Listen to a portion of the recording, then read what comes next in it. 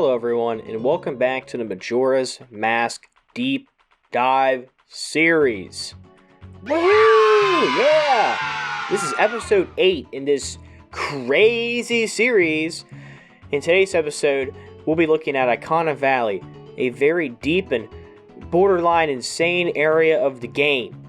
Now, I hope you all enjoy this video and stick around for the end for a real nice surprise.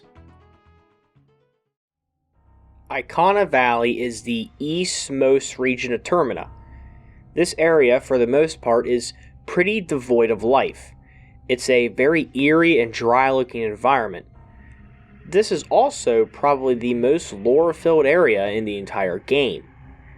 Ikana Valley consists of several different locations, such as the graveyard, the trail up to the canyon, Sakon's hideout, and the castle, which will be covered in the next episode. We also have the crown jewel of this place, in my opinion, the Stone Tower Temple. Some enemies that you'll find here are the real Bombchus and the Nejrons. That's what I'm going to call them, the Nejrons. Now, the real Bombchus are exactly what they are called. They are real Bombchus. Much like we all know what a horse is, I don't think this needs much explanation. Now, the Nejrons are much more interesting. I had completely forgotten about this enemy, and their name pretty much just means Twisted Goron in Japanese. You can really tell this just by looking at them. I think it's a pretty interesting enemy, and this also adds to my old theory from a while ago that I think we could just look at ourselves using the old trusty Joe Flashback television. Now, where is that? Oh my, you gotta be kidding me. So, well, forget about that, never mind. It seems I had left it at the old place. Also, welcome to the new studio. After 35 or 36 videos, we have finally got a studio. That's what I'm talking about. Now, moving on, I guess we could just skip this whole Snowhead video flashback. Oh, that must be the moving crew. Oh, hello, thank you. Just bring it in, put it anywhere. It doesn't matter. Alright, now that the moving crew is working on the television, I think we can get back to the connection once they're finished. So let's look at the Clock Town entrance. Well, this sure is a change in look compared to the others. Clearly a lot more effort was put into this than the Snowhead one, for example, with that boring ice exit. Oh wow! Hey, that's a Triforce. I haven't seen that in a while. Man, I just love this area. It's so interesting and so cool to look around. But it's a little hard to look around, however, since these real Bombchus are really being a pain in my ass. These pillars also have a Triforce on their tongue. Not sure what this is supposed to mean. Maybe they think the Triforce tastes good or something. Couldn't tell you.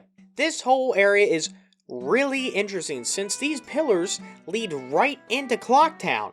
Leads right into the Clock Town entrance. Can you believe that? I think it's safe to say that maybe the people of Ikana built Clock Town. I mean, it wouldn't make much sense for the people of Clock Town to put these huge-ass pillars that would lead to a kingdom that is completely destroyed outside of their home. I don't know. Maybe the new settlers of Clock Town found an old military outpost or fort and decided to set up shop there.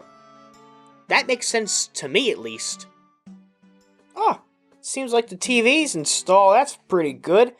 Let's see where he put it. Alright, that's an alright space. I couldn't complain. I didn't do it myself, so beggars can't be choosers.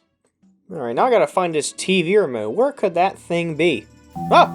What in the world? It must be voice activated. Play the Snowhead video. Maybe it's just a fluke. Play video! Okay, that's strange. Well, let me look around. Well, there is a paper underneath my desk I'm seeing right now that says, in quote, television acts like R2-D2 from Star Wars. Oh, great. That means he'll be some, prick. Alright. Oh, wait, I didn't see. There's just more. Act like the static is in his voice. Wait, what? Act like the static is his voice. Sorry, I forgot how to read. And I'll take care of the rest. Okay. And then at the bottom there it says, do not read on broadcast. Alright, okay, that's, you can't win them all. Oh, jeez. Well, that's a stupid point. They should have let me know before I was... Okay, whoever's. Alright, let me figure out this television. Forget I said any of that. Television. I understand what you're saying. Play the video. Tower in the distance, reminding you how close you really are to Ikana Valley. Now, I think it's cool, to me at least, that the Gorons live so close to Ikana Valley. The color palette in the landscape, to an extent in Ikana Valley, are quite similar to Death Mountain in Ocarina of Time, so possibly these Gorons immigrated to Snowhead at one point, and they originally lived in Ikana. I'm not sure if there's any evidence for this at all in the game.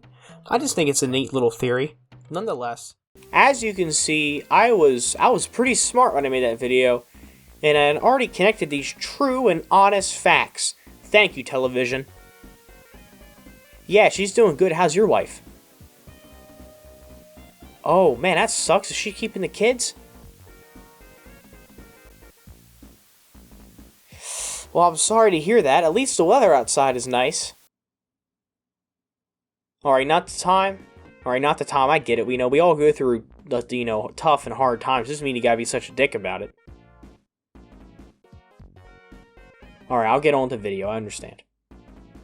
Well, what else can we pull from the road? Well, there are two places you can go from here. These are the Ikana Graveyard and the Ikana Canyon. The Poe Collector is also here, and he's a pretty weird character. If you're wearing the Garo mask, he'll make a tree grow, and you can hookshot onto it.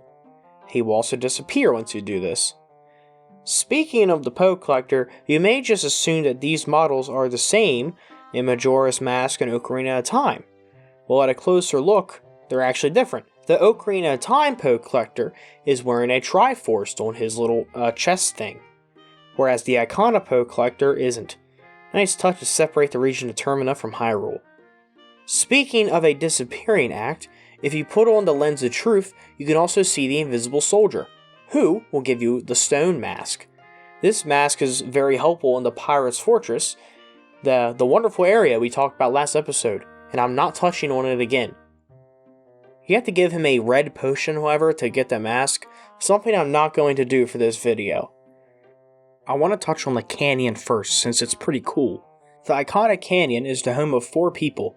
These are Matthew Nobles, the scientist, his daughter Pamela, and Sakron the thief. There's also the Poe Collector and Ocarina of Time returner. There's also the Music Box House, Sakron's hideout, the Secret Shrine, Beneath the Well, the Spirit House, the Spring, the Stone Tower, and the Castle of Ikana. Some enemies you'll find here are Octoroks, Redeads, Gibdos, Gwais, and the Garo. Now, the Garo is the only enemy here with some legitimate lore behind them. The Garo are described as spies from a faraway land whose presence destroyed the kingdom of Ikana. These guys are pretty cool, and they don't return again in the Zelda games. In conclusion, as I said, the Garo are cool. You can also get the Garo mask from the Gorman brothers. Maybe there's a connection here. They could be descendants of the Garo. Also, the Gorman and Garo, they share some letters there. The frickin' Music Box House is a frickin' location in this frickin' game. Who wrote this? Who in the world took my script and changed it? Let me look for a signature. Oh, whoa. TV man? I thought I left him at the Termina Field dump. Oh boy. Come on in. TV man, I can't let you write these scripts. It's unprofessional. Who hired you anyway?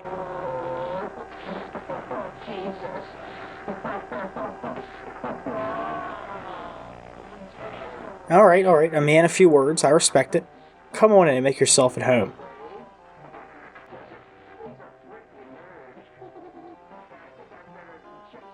Let me reword some of this. The Music Box House is the home of Matthew Nobles. Yes, this Matthew Nobles. Hello, is this Robert Chandler? Yes. Hello? Who is this? Oh, hi, Mr. Chandler.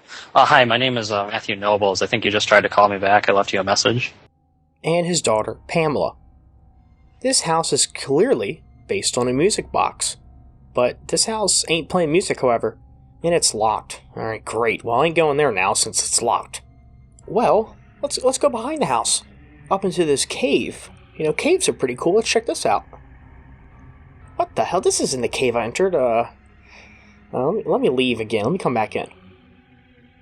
Alright, that's more like it. Okay, we got some water here that's green. Well, that sucks. Let me try something. Oh, alright, okay. Okay, here's the Poe. Let me play some music for this guy, and I hear a...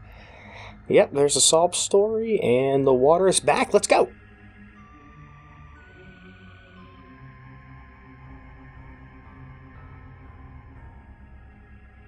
Alright, so the Gibdos are gone, and the house is now unlocked, so let's try to get in. Alright, that's pretty good. It's a pretty cool place to get here, and, I mean, the only place to go is down, so I might as well go into the basement. This seems to be, it's a pretty basic Gibdo. Might as well kill it while I have the chance, you know what I'm saying? Well, he seems to be completely indestructible. Oh lord, here's the girl, and she's telling me to go away. You know, I could try a different approach, however. I can lure her out and wear the Stone's mask. Look at this sucker, I can't believe I tricked this fool. Alright, now we're back inside the house, and I'm going to play him a really soothing song. Okay, great, he's better, and now we can get some heartthrob about how happy they are. It's pretty cool. He's a ghost researcher, and he can tell you some cool lore about the monsters found here. You know, I'm really touched by this scene that I just watched, and I really think I need to take a break from this now.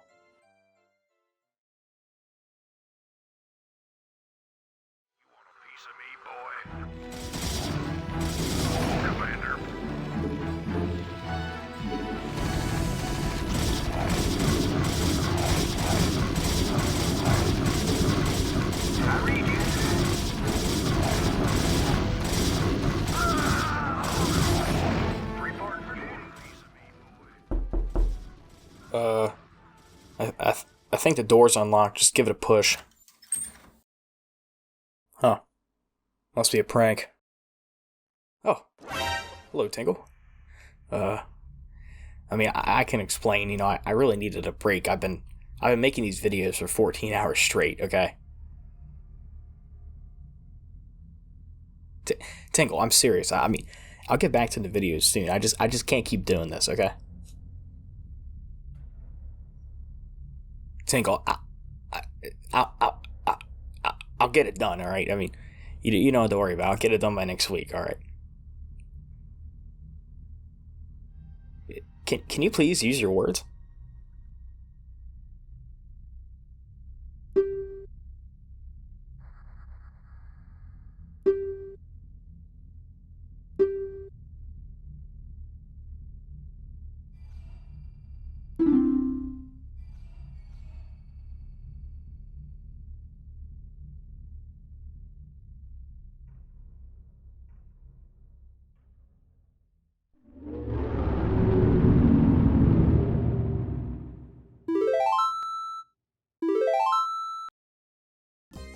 Alright everyone, welcome back. I'm not sure exactly what kind of got into me there, but I've since snapped out of that. So let's talk about what else is inside the Ikana Canyon area, clearly. Inside the Spirit House, we can replay the mini-bosses from Ocarina of Time, or Ocarina of Time. Some people may disagree on that mispronunciation, pronunciation, whatever you want to call it. That we can find inside the Ocarina of Time Forest Temple. The Poe Collector is also back, and you can pay him 30 rupees to play, and it's not too hard. If you played Ocarina of Time, if you played this, you know. If you played the Poe Man Spirit House minigame without even knowing if you played Ocarina of Time. But you look at that. You're also only given 3 minutes to do it, so that's kind of a twist. It's not too bad. I was able to do it with, I think, a minute remaining. It is fun to be able to fight these guys once again. Once you do this, however, the Poe Collector, he just disappears. He's out. He's done. He's sick of you. In his secret shrine, we can find some real classics, such as 4 mini-boss battles from previous dungeons. Wow, that's real hard. This is the last area in the game I think you can actually really do besides the boss, since you do need a light arrows to get in this place. This is a very fun mini-dungeon, and I do enjoy it. Sakon's hideout is also a pretty interesting place, I think. It's only used once in the entire game, and all you do here is go through a small puzzle, then you fight monsters. Now what makes this place unique is that you can play as Cafe. Now this is a very cool concept and I do enjoy this. I will be making another video one day on the Anju and Cafe side quest, so stay tuned for that soon. Beneath the Well is a very long and boring trading quest. I never enjoyed this part of this area at all when I first played, and when I most recently played, it's a complete drag. I always thought it was really cryptic as well. You do get the mirror shield from this mini dungeon, however, so that is pretty cool. The final area I want to discuss here is the Stone Tower Temple. This place is really interesting. It has a mechanic that isn't really seen anywhere else in the Zelda games, or Majora's Mask for that matter. I really like this temple too. It's very eerie and it's all around really cool. The tower itself can be seen from all around Termina. You can pretty much see this landmark from anywhere in the game.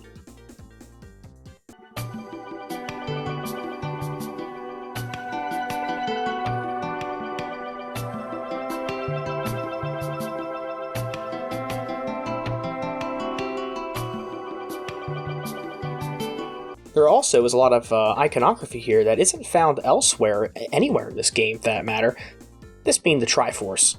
There are holes in the wall of the tower too, this tower is very strange. In the temple we can also find a lot of hints that this temple is out of this world. I think the most obvious hint is that the temple can flip gravity. Now this is, on its own, it's already a pretty huge thing that's going on here. You don't see this anywhere else in this game or the Zelda series as a whole, from up to my knowledge. This alone is already alerting us that the people who built this temple have very advanced knowledge of how the world works here. This gravity flip also seems to be isolated to the temple itself. The rest of the world acts as if nothing has really changed once you're out of here. You know, it's very interesting. You think that Great Bay would completely drain of the water, or Snowhead would be on its head, for that matter. Funny dad joke there. I also want to talk about the enemies found here, as well as the boss.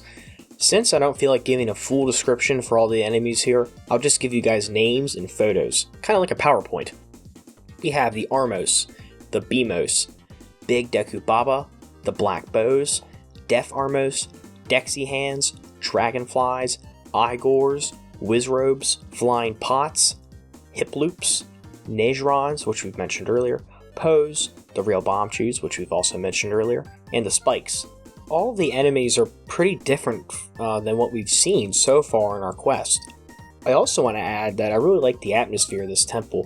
It feels more like this weird apartment or housing complex for some really weird race of people. As for mini-bosses in this temple, we have the Master Garo. He's here, and he's a pretty cool mini-boss fight. He actually bombs himself once you defeat him. Another mini-boss here is Gomess. Gomess is like this weird bat monster guy, and it's really interesting. It's a really cool concept for a mini-boss, or even a boss fight for that matter. I could definitely see this enemy being expanded upon and used as a legitimate boss.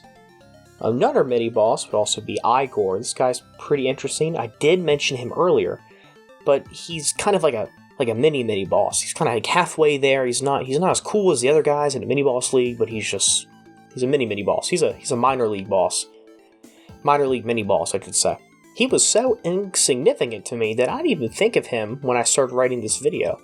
So I'd really just consider this guy a regular enemy, or as I said earlier, the minor league mini-boss league, whatever the hell I was talking about. The boss for this dungeon is Twinmold. You get to use the Giants Masters battle, and it's really fun just to wail on the boss at the end of this game. This also feels like a boss that was completely ruined on the 3DS port of this game. This boss was made into a complete joke. I remember when I first fought him, I legitimately gave up and stopped playing it. It was that bad. In short, do not play the 3DS version of the game, just play the Mr. Wise Guy port. There are a few theories regarding who exactly built this temple. It's not explicitly said in the game, and most of these theories amount up to about 3 different solutions. Either it's the Termina Tower of Babel, biblical reference, it was built by the Garo, or it was built by some avian species, aka the birds for those who don't know what avian means. Personally, I think that the Garo built the temple. I think the Garo built this place for a few reasons, and I do think some text from the game does back my idea up here. The first reason is that the Garo is said to be from a faraway land. Now, what can we find inside this temple that could be from a faraway land or lead you to a faraway land? Well, that would be the portal to a faraway land that we find the temple. Boom, there's Exhibit A. We will come back to this faraway land later on in the video, however. Another bit of evidence about the Garo building this place is the fact that the Garo Master is already here. The soldiers of Ikana couldn't even get up to the top of the tower, so there's no real reason for the Garo to be up here. Now, you may be asking, so Joe, actually I think TV Man can say this because we have officially established him in this series. But Joseph, how does the Garo Master kind of equate to this portal, huh? Well, let me explain to you, TV Man, which is a stand-in for the concerned audience member. He's actually in the same room as the portal. As the boss portal, more specifically. The Garo Master also jumps out of the hole where this portal would be, so I think this is a very intentional touch. They could have very easily put this enemy, this mini-boss, also known as the Garo Master, inside the same room as Gomess, so I think it has to mean something. I feel like the image of the guy from Ancient Aliens pointed to the thing. I mean, this has to mean something, that they put him in the same room here. Now, I have to talk about this portal, because some of you guys are probably scratching your head. What's so cool about the portal, dude? What's so big about the portal? Joseph, what's so big about the portal? Well, let me tell you, the portal is only accessible when the temple's flipped on its head. Now, once you fall into this portal, you're transported into a desert. Now, let's think. Let's put on our thinking caps. Where else in these games have we seen a desert? That's right, the haunted wasteland within the Ocarina of Time desert. Now we have to figure out, where could this Twinmold battle be? And I think, with no proof at all, that it'll be right around here. This wormhole, for lack of a better term, could just be a small portal into another part of Hyrule. We have already seen something like this in the game already, like the Termina tunnel. This is a very interesting area in the game altogether, and the Ikana Castle video will also look into this lore as well. But we still need to talk about the graveyard. Now, the graveyard is a very interesting area in the game. Captain Kita is here, who gives you the captain hat. We'll expand on him more in the next episode. With this hat, you can actually command Stall Trials to do your will. There is a bit of a mini dungeon here as well, where you can fight an Iron Knuckle, learn the Song of Storms, and that's about it. The Song of Storms and the Iron Knuckle are both returners from Ocarina of Time. I do like how you can control the Stall children here with the captain hat. Captain Kita is also a pretty interesting character since he was the leader of the army of Ikana. But we'll talk about this all more in the next episode, the Ancient Castle of Ikana. With all that said, Ikana Valley is an all-around really cool area in the game, and I can't wait to talk about the next area, the Ancient Castle of Ikana, in the next very lore-heavy video in this series. I'd like to thank you all for watching. I hope you enjoyed this video. If you did, make sure to subscribe, like, comment, and share the video. Thank you very much, and I'll see you guys next week.